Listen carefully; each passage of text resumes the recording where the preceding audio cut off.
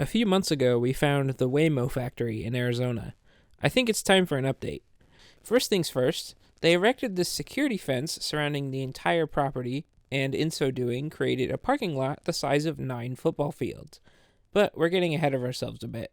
I actually started by returning to the same side of the building where all the eyepaces were initially, and was disappointed to find not much, actually. Some cars here and there, a couple completed Waymos, which is cool, but honestly, the most interesting thing here was the view through the receiving door.